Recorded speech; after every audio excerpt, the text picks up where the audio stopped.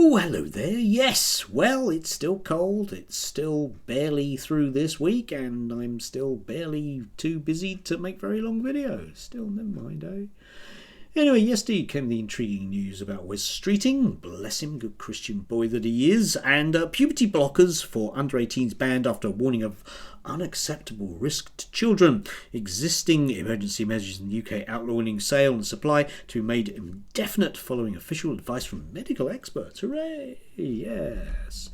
But I'm rather intrigued by that because I'm thinking to myself, well, two things. Number one, what happens to those very, very, very tiny number of people who are under 18 with gender dysphoria who are taking puberty blockers? What happens to them? Psychologically or otherwise, or do we just not care? I think it's the latter. And if puberty blockers are so dangerous, why aren't they blanketly banned for, well, anybody that might be prescribed them? And the answer is, for reasons we're not going to go into because that would be intensely problematic. Wes Streeting, before the election, made very, very clear exactly what the direction of travel was and exactly who he's going to be taking advice from, which of course is going to please all the usual people that get interviewed in the Telegraph, put it that way. Yes, no doubt they'll crop up tomorrow with Julia Hartley-Brewer, who will totally agree with them. But I don't understand medically how a drug can be very dangerous for one person, but not for another person, because I don't think that's actually how biology works. But there again, that's what people argue about gender dysphoria, don't they? Because after all, they did biology at school, and they know things. Anyway, secondly, on the basis of that, I'm astounded by these things. Anyway, on the basis of what everybody knows and yet we're suitably going to ignore, is whether or not we're actually going to allow Elon Musk to simply bung a great deal of money at Nigel Farage. I'm really hoping not. It would be nice to see some proper laws around political donations in this country.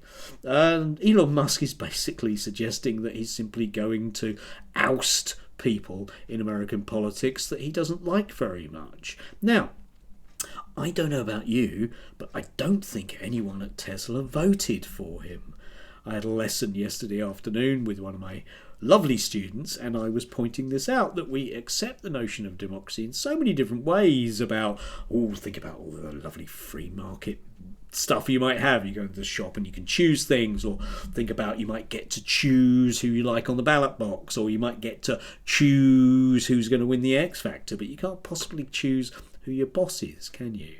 That's simply an odd concept, and yet should, in my way of thinking, be a fundamental one, because, I'm one of those really nasty, horrible, democratic types. Boo hiss, yes. But this does raise absolutely intriguing questions, because this guy is at the heart of the incoming Trump government, and he's basically saying that he will simply get rid of people he doesn't like much. Why? Why are we allowing these people to do this? And the answer is, because he'll get rid of the people we don't like. Okay then, good. But don't be at all surprised if that doesn't come back and bite you at some stage, eh? Yeah, because first they came for the rhinos, and I didn't complain because I wasn't a rhino. Yes, they wonder why popular revolutions happen. Odd, isn't it?